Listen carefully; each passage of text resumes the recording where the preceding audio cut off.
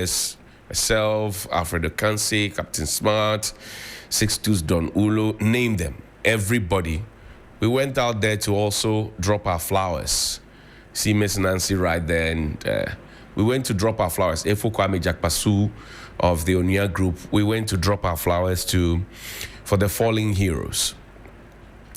Now, as we dropped our flowers, one thing ran through my mind, and I would like us to remind ourselves of what my good friend, and I don't want to call him the late, Comrade Mutala, one of the things that he said while he was still on this earth with breath.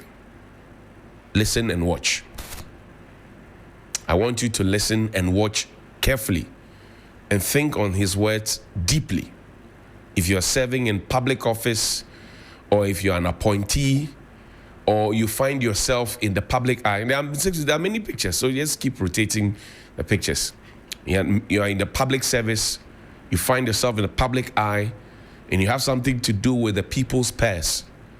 This message is for you. So you see the bigger crowd, William Esiedu, everybody was out there, part of this whole thing. My own boss, Akofa Banson, head of 3 Group, right there. So it was, and we walked. We didn't bus ourselves there. We walked to the place. We like to keep fit, and we like to stay healthy as well.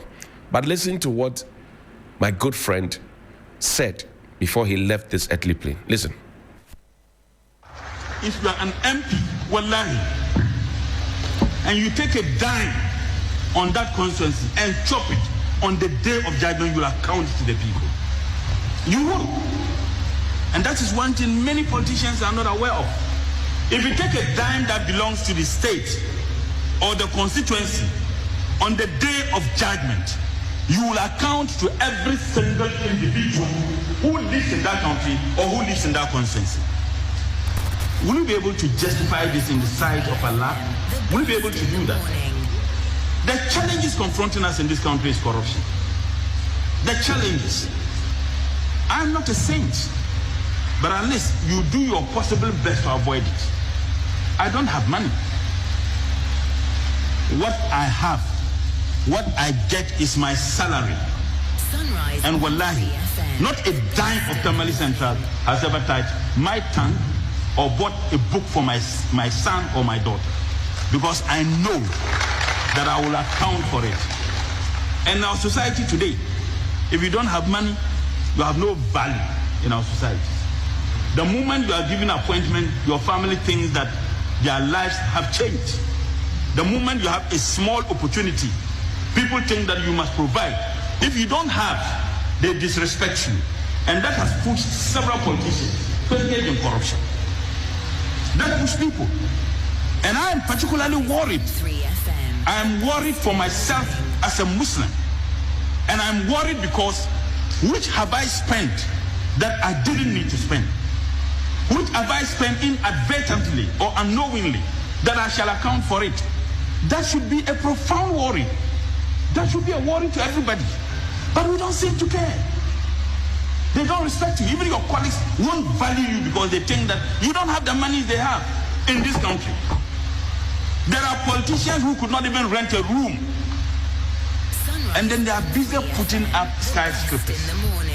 Haven't they been told about the death of other politicians? Haven't they been told that there are politicians who had it all and they are no more? That is something that is profound heavy on me. Don't get me wrong. I'm not trying to play saint. Wallahi, Allah will bear me witness. Whatever I say it genuinely. How long would you be a leader? President Rawlings had unlimited power. He's gone. President Kufuor came, had power. He's gone. President Mills came, unfortunately by Allah's will, he's gone. President Mahama came, he's gone. Dr. Baumia came, he's going in 2024. So, public office is not for you to amass for yourself. It is for you to serve. Nobody has said that you should be poor, no.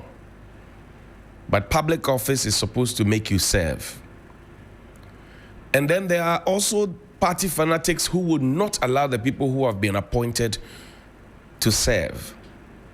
Because you go to the offices of some of these appointees, and the crowds that are gathered there will amaze you. So you ask yourself, the man hours that these gentlemen and ladies, or ladies and gentlemen, are supposed to use to work for you and I, or you and me, where does all the time go? And I'm not just talking about this government, I'm talking about governments since 19 Kojohoho. As soon as somebody's name is mentioned to say that, oh, you are going to be appointee so and so, or minister so and so, it's a set. Everybody wants to run there and go and get a piece of the cake. Meanwhile, the bakery has not even been opened. Please, we are looking for a country that will work for all of us. My concept and my principle is that if we do it right and the system works, you would not need to go and beg anybody for bread. No. Because the system will take care of you. Because you will get a way to plug into the system. And with your plug in, you will be able to get something that will be dignifying for you. Because think about it. Every now and then you go begging. Every now and then you go kneeling. Every now and then you go bending. Don't you get tired? No, I'm asking you, don't you get tired? That you're looking for something instantaneously. But in the futuristic view, or from a futuristic view, you are not actually thinking about how to sustain whatever it is that you are asking for. Think about it deeply. So that instead of going for a handout or a hand down, if you advocate for a factory to be constructed, when you wake up in the morning, you won't be queuing up at some appointee's office. You'll be heading to the factory to go and work, knowing that at the end of the month, you will be paid. And I've been a factory worker before. We're paid, 2 weeks? Every 2 weeks, we're paid. I work at Gabiko, Ghana Biscuit Company.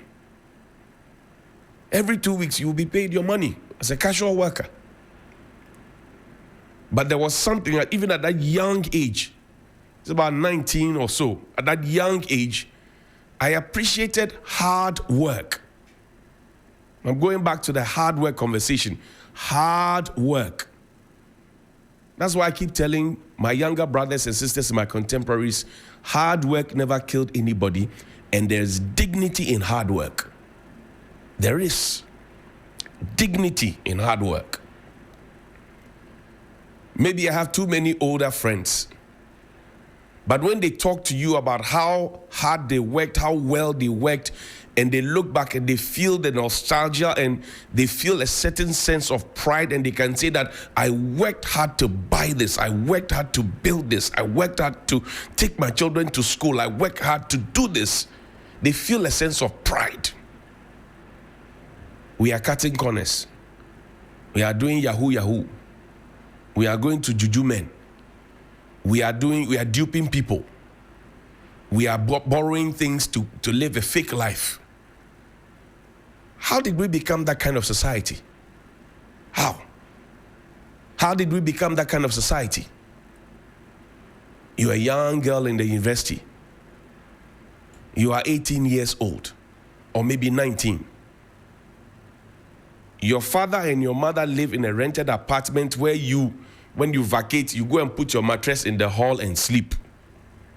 But you have a phone that costs 23,000 Ghana cedis, bought for you by who we don't know. And so because of that, when you vacate and you come home, because you have small money in your pocket and you have an expensive phone, you don't want to help with house chores, you don't wash, you don't cook, you don't sweep, you don't listen to instructions. Your parents have now become your maid servants. And you think there's blessing in it? Oh, I'm not anti-well. No. I need to, if I get money, I like. Oh, yes, everybody likes success. But it is hard work, diligent and honest work. And there's a phrase that is often used when people's biographies are being written. It says, by dint of hard work. By dint of hard work. By dint of hard work. Can you show a scorecard of your hard work, of all the things that you have now? If GRA comes into your life to say, break it down for me, can you do it? If let's use Mutale's example. If God comes to you and say, break it down for me, can you break it down? Or you can explain. Think about it deeply, deeply. This world, we will leave this world behind and go. Like KKD will say, all the things you are gathering now will be rags when you are gone. It is what you put up here and here, your head and your heart. That is what will guide your life. Think about it. Now, it looks as if the month of August came for us. Just when we were trying to recover from the loss of the 8, yesterday, His Royal Majesty Opimso Otumfuo to the second himself announced the demise of the Asantehemaa, Nana Amoakohene Iadum, the third. Queen Mother, she ruled for 8 years before her death on the 7th of August 2025. And this name, Konedu Iadom, was explained to me by Her Excellency Nana Konedu Agyeman Rawlings when I interviewed her. She had authored a book, part 1. Your Excellency, we're waiting for part 2 so that we can do the interview. And I read in that book, and she explained to me that the name is Konedu, fight till the end. Konedu, fight to the end and rescue the masses. Fight to the end and rescue the masses. Konedu Yadom. Deepest condolences to Asantehemaa, particularly to His Royal Majesty Otumfuo Tutu, the second, and to the entire Asantehemaa. This is a big blow, and may Her Royal Majesty rest in peace. We'll stay in the Ashanti region. Please put up the Ashanti Regional Minister's photo for me. He has come under a lot of criticism, Dr. Frank Amoakohene, my younger brother. But this gentleman here is an epitome of dedication, forcefulness. You may not like him. We have had Ashanti regional ministers, and we have one in mind not so long ago. It's just been, 8 months ago. What this young man is doing in the Ashanti region, trying to bring both sides of the divide together. And I saw what he did at the Lake Busumchi area. Lake. He created a whole carnival there. Created competitions, brought in the known faces in the Ashanti region, both NDC, MPP, musicians, actors, actresses, brought them together. You may not like him because you may say, he's too young, he should not have to have been, but he has proven that given an opportunity, and that's why I say, let the retirees go, let the young grow. He's not one that is embarrassing the person who appointed him. No. The appointee is not embarrassing the appointor. So this morning, I sent him flowers. Dr. Frank Amoakohene, Ashanti Regional Minister. He stood on his feet for 8 hours. He's been criticized. Why did you put the people who, the victims of the helicopter crash in a jute sack, blah, blah, blah, plenty talk. 8 hours he stood, identifying bodies that were so charred. He was on his feet. 8 hours. He left whatever he was doing at that event at Obuasi, went onto the ground, 8 hours. And while we sing his praise and send him flowers, the people in the village, oh my God. the young men in the village where the accident happened, oh my God, the farmers, the young men in the village, nobody forced them. And that is the Ghanaian spirit, the communal spirit. That is missing in Accra, that is missing in Central Kumasi, that is missing in Takrady, that is missing in Ho. The communal spirit. What makes us Ghanaian? What makes people say the Ghanaian is hospitable? Nobody signaled the young men in that village to say, come out and come and help. They came out on their own volition. They were helping to rescue. They were helping to gather what had to be gathered. They were helping to put it in the sack. Nobody called them. It tells you that there's still some hope, a glimmer of hope that we can build on. Nobody called them. They came by themselves.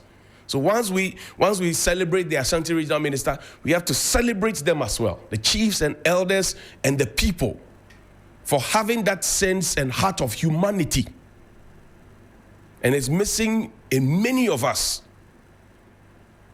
You listen to the stories that are being told about some people, somebody owes somebody and says, oh, I'm coming to give you back your money, or come and take your money. And then you find fufuito, warmer, pestle. Pestle with blood. Come on. If you care about your brother or your so-called friend, warmer, fufuito.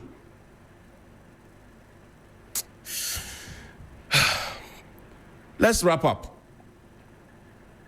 Please take me to Nima. 3 years ago, I did a documentary on slums in the city. There's a big gutter there, the Nima gutter. And it's been abandoned for a long time. Started in the Jerry Rawlings era, transcended the Kufuor era, came to the Mills era. You know, no, not this one. I want the original documentary. Let Kunzo help you, please.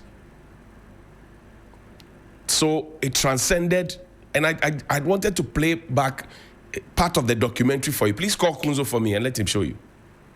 The documentary for you. 6 years ago, Daniel Oklu, Philip Katriku, myself, we did that documentary on that gutter.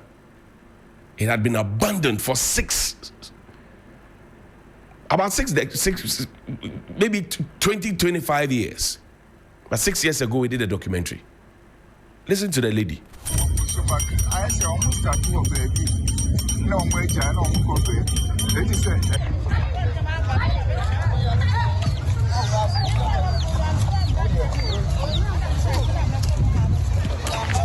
and I'm saying, why did you have them? Why did you have that in them?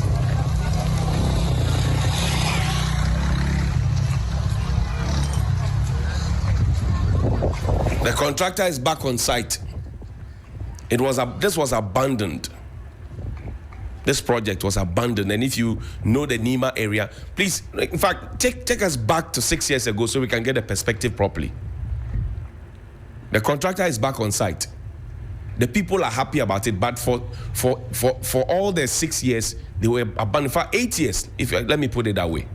Because Professor Mills, I just brought in the folks who did the Circle Dubai. For 8 years, the project was abandoned. 8 years. It was abandoned.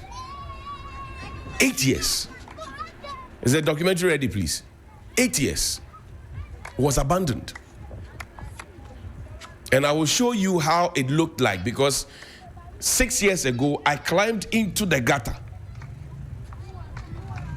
I climbed down into the gutter 6 years ago.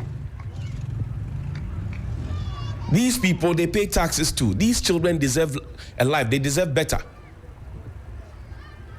One project that serves 2 constituencies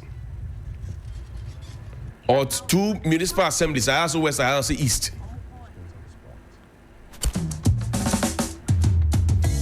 Filth, despair, neglect, deterioration, ticking time bomb. These words perfectly describes the current situation of the twin slums of Nima and Mamobi, arguably 2 of the most famous Zango communities in Ghana. Their story is not a pleasant one, even in the 21st century. Nima presents a jaw-dropping view of a packed, decrepit, haphazard, and unplanned housing units inhabited by impoverished people. Their needs are enormous, but the insufficient supply of shelter, water, electricity, employment, security, and good drainage system tops the wish list. These conditions have persisted since the early days, but haven't impeded her daily expansion. So, she continues to play host to a large number of rural-urban migrants from Ghana and parts of West Africa in an overwhelming fashion. Culture, religion, and tribal unity in diversity presents a delightful example of peaceful coexistence in the midst of all the scalar. Nima and Mamobi are strategically placed in close proximity to the Flagstaff House, the seat of government. In fact, Ghana's president, Nana Addo Dankwa Akufo-Addo, has repeatedly mentioned how he was raised in this vicinity and how he still keeps his Nima residence. But right in the center of these two communities lies the infamous Nima Gata project that serves as a boundary for the Ayawaso East and North constituencies. It travels about 1.2 kilometers from the Kaukudi Junction near the Kanda Highway all the way down into the Mamobi 441 township. The Alhamdu Gata, as it's also called, was initiated at the advent of the Atta Mills government to ensure the smooth flow of wastewater and improve sanitation. Unfortunately, it now poses a threat to the lives of those that live near it. The project was earlier handled by Caspian Energy Ghana Limited, but it stalled twice between 2013 and 2015 after missing an initial 2012 completion deadline due to financial constraints, lack of resources, and the political will to see it through. It was later re-awarded to Queiroz Calvaro, the Brazilian construction company that put together the Kwame Nkrumah Circle interchange. Their deadline was set for a period of 2 years between 2015 and 2017. Yet, in 2018, there has been next to no improvement, and the story remains the same. Here is Kosami, a local government activist. What is happening there is lack of commitment in dealing with the issue confronting the community. It seems the gutter was contracted some years back, in the 90s. So why can't we find a way of completing it so that water can flow properly into the main drain? Presently, the sides of the drain are heavily choked with a carpet of waste, from human excreta and polythene bags to bottles and organic waste. The list is endless.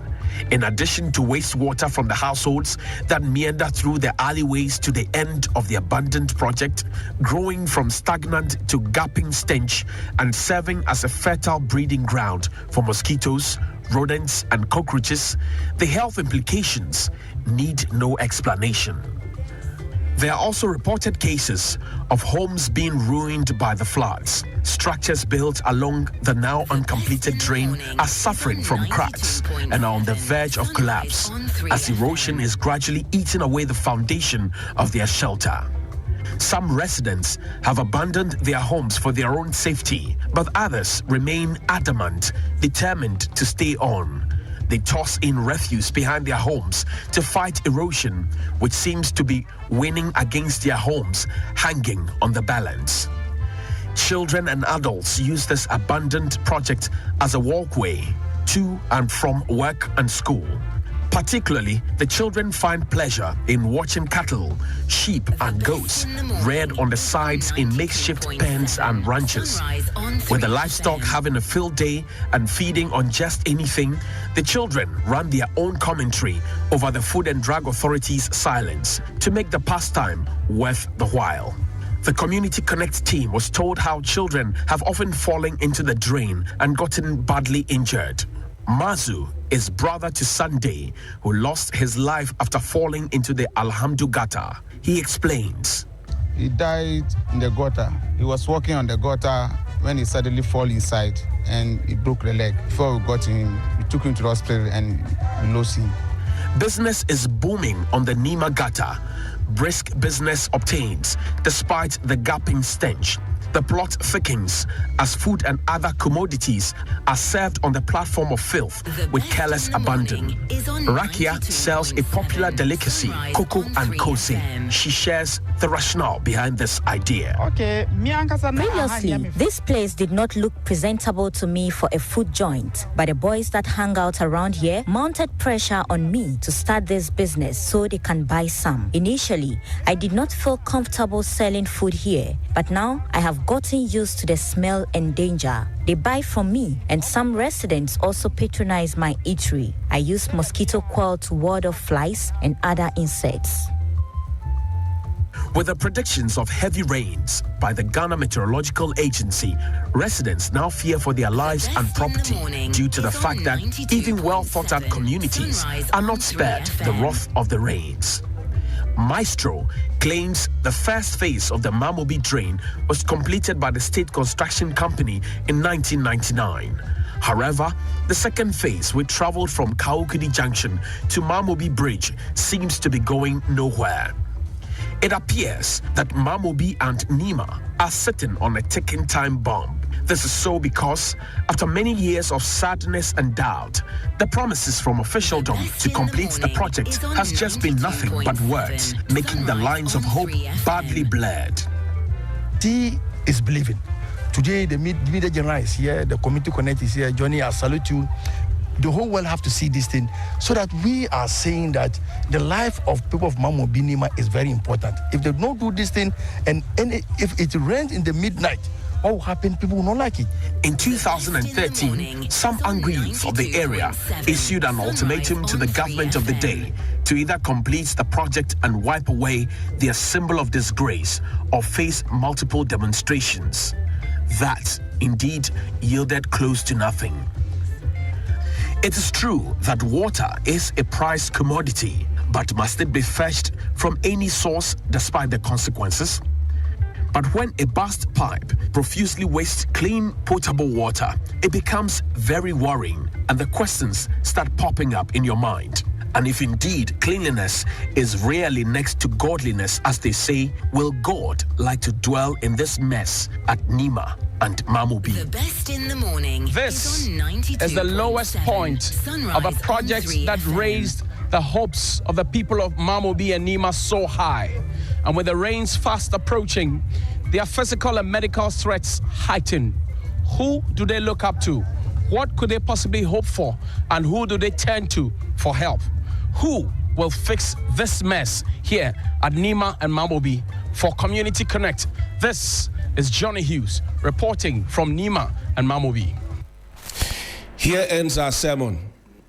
On behalf of the people of Nima and Mamobi, fix it. Please call me 055-924-2717 and 055-691-0154. Good morning. Yeah, good morning, my brother. Alhaji Peter T.